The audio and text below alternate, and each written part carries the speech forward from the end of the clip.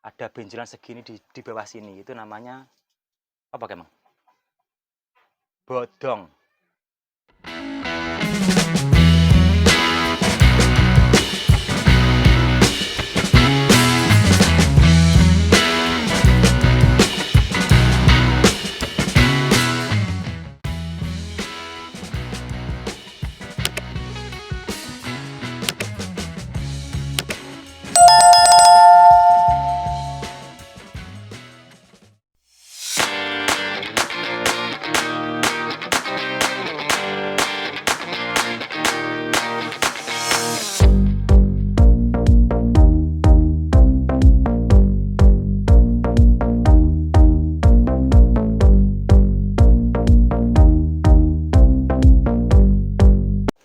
Assalamualaikum warahmatullahi wabarakatuh. Selamat datang di kandang Wong Kliru Bolo ya. Hari ini saya akan jelaskanlah beberapa cacat pada sapi. Biasanya peternak-peternak pemula seperti seumuran saya biasanya kurang paham tentang kecacatan sapi yang banyak ada di sekitar kita. Yang orang dulu, kalau orang dulu itu istilahnya sapi yang tidak normal, tapi sekarang kan sudah zamannya modern. Saya jelaskan beberapa cacat pada sapi. Ini sebagai contoh saja, ini normal. Kawan-kawan, ini normal. Ini sapi jantan, ini normal. Ini sebagai contoh saja. Pertama, biasanya cacat sapi itu sering kita jumpai. Pertama saya jelaskan satu, songkel. Kalau di sini banyak orang itu menyebutkan songkel. Songkel itu 3, yang sebelah sini atau sebelah sini itu patah. Biasanya kalau disentuh seperti ini itu terasa. Biasanya patahnya segini itu aslinya bawaan bayi, bawaan memang dari janin sudah seperti itu. Itu termasuk cacat. Biasanya segini, kalau di sini segini, bisa juga segini. Ini namanya songkel. Itu kalau salah satu sisi saja. Kalau dua sisi namanya suro. Kalau di sini orang-orang menyebutnya suro. Di sini juga patah. Tapi itu sebenarnya bukan karena kecelakaan, bukan. Itu kecacatan, salah satu kecacatan pada sapi. Yang kedua, songkel, suro, bodong. Bodong itu pusar. Di sini tempatnya. Ini tempatnya pusar. Kalau manusia itu udel. Pusarnya itu tumbuh, tapi keringnya tidak sempurna, ada benjolan segini di bawah sini, itu namanya apa kemang? Bodong. Namanya bodong. Kedua. Ketiga, biasanya itu mandu. Mandu itu kalau dipandang sekilas dari depan, itu jantan, kepala jantan, bodinya gagah, tapi tidak punya biji prisilan, ini namanya. Tidak punya biji prisilan. Dan di sini ada kemaluan betina, tapi ada daging tumbuh segini, biasanya di sini. Itu namanya mandu. Mandu itu kalau ibaratnya orang manusia ya, itu banci lah, banci, mandu. Dipandang dari depan itu jantan, tapi kalau diselidiki itu kayak betina, kawan-kawan, seperti itu. Kalau ini normal, ini normal. Songkel, suro, bodong, mandu, ada lagi apa ya? Pudot. Pudot itu jantan. Sejatinya dia itu jantan, dari depan gagah kayak jantan. Semua jantan, cuma tidak punya ini, biji pelernya tidak ada. Biji prisilan tidak ada. Ini prisilan ini tidak ada. Yang di sini ini prisilan tidak ada, tapi itu jantan. Bukan mandu loh ya. Itu namanya pudot. Oke, yang selanjutnya ada songkel, suro, bodong, mandu, pudot. Oh iya, kawan-kawan, ada yang lupa. Tadi saya bilang pudot ya. Ada lagi sangklir, kawan-kawan. Sangklir itu jantan. Dia itu jantan. Hanya saja prisilannya ini kalau diraba seperti ini itu terasa cuma satu biji saja.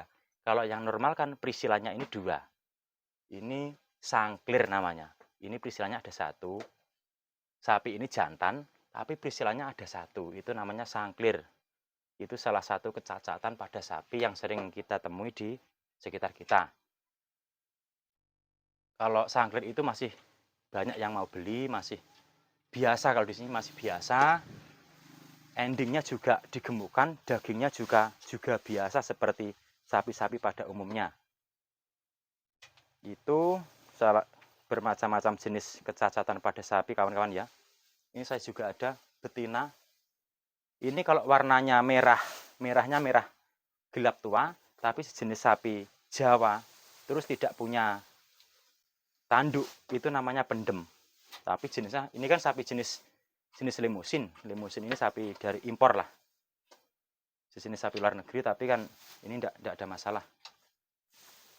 Kalau sapi Jawa merah, terus pendem tidak ada tanduknya. Itu kalau di Jawa, di daerah saya, khususnya Trenggalek, itu jarang. Orang-orang yang mau beli itu jarang, karena tidak baik untuk hajatan, tidak baik untuk apa-apa, tidak baik seperti itu. Terus kalau memilih sapi, usahakan kalau bibit ya. Kalau bibit itu usahakan kaki-kakinya tegak, seperti ini, kawan-kawan.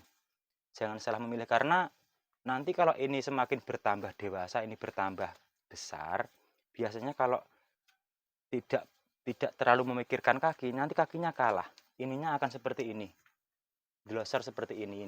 Namanya pergelangan ini nanti akan glosor seperti ini. Kalau memilih, pilihlah bibit yang kakinya tegak seperti ini. Kalau semakin dewasa, dia nanti akan bertambah bobot, nanti kakinya akan kalah. Kalau ini tidak, kalau milihnya hanya sekedar melihat, tidak diteliti, seperti itu. Ada lagi apa ya? Setahu saya hanya itu cacat-cacat pada sapi kali ini. Kalau dulu, ini tambahan, dulu itu kalau sebelum ini datang ke Indonesia, ini zaman mbah-mbah saya dulu, tapi sekarang sudah jarang saya temui. Biasanya sapi itu merah, tapi merahnya itu merah, bukan ini kan jenisnya kan limusin cross atau semental seperti ini. Ini kan aslinya dari luar negeri. Kalau di Jawa dulu ada, itu namanya merah, tapi merah Jawa, itu tidak punya tanduk. Itu juga namanya pendem.